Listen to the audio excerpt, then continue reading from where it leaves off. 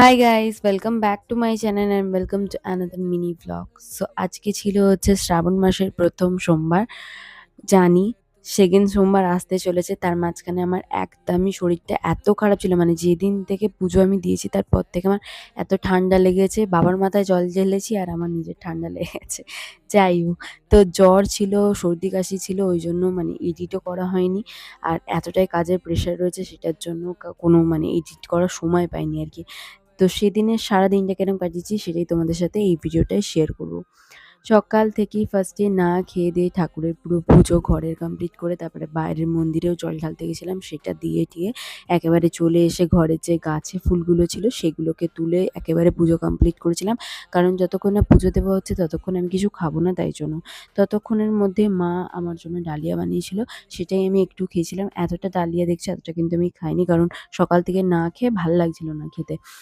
তারপরেই আমি নিজের স্কিন কেয়ারটা কমপ্লিট করে গেছিলাম পাশের বাড়ি একটা ভাইয়ের কাছে।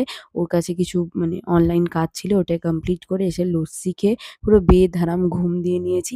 তারপরে সন্ধেবেলা সন্ধে-টন্ধে দিয়ে প্রথমেই চলে যাচ্ছিলাম হচ্ছে পঞ্চানন তলায়। যারা আমার অনেক দিনের সাবস্ক্রাইবার তারা জানবে যে শ্রাবণ মাসের প্রত্যেকটা সোমবার আমি চেষ্টা করি পঞ্চনতলার মন্দিরে যাওয়ার জন্য।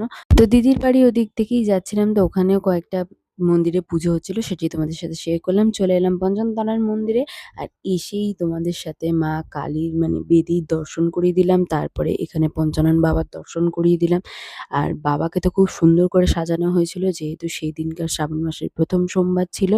আর আমাদের এই মন্দিরটা পুরো মানে আলাদা করে ডেকোরেশন করা হয়, ভোগ দেওয়া হয়, সেদিনের জন্য আলাদা করে বুকিং করতে হয় আর কি। সে মানে ৪-৫ বছরের বুকিংয়ে মানে লিস্টে তুমি তোমার নিজের নাম খুঁজে পাবে না যদি তুমি নতুন করে বুকিং করতে চাও।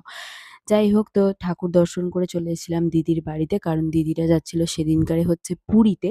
তো ওরা রেডি-সেডি হচ্ছিল আর ওদের সাথে দেখা করার জন্যই আমরা আর কি এসেছিলাম। তারপরে তাকে বলা হচ্ছিল যে টাটা কর, সে মানে লিটারেলি ওটাতেও বিরক্ত হচ্ছিল। ওকে আমি ভিডিও ক্লিপ নিতে মানে যেই স্টার্ট করি ব্যাস ও তখনই বোর ফিল করে। ও এই জিনিসগুলো অতটা মানে অ্যাক্টিভ নয়, পছন্দ করে না আরকি, যে যার চয়েস। সো তারপরে আমি চলে এসেছিলাম দোকানে।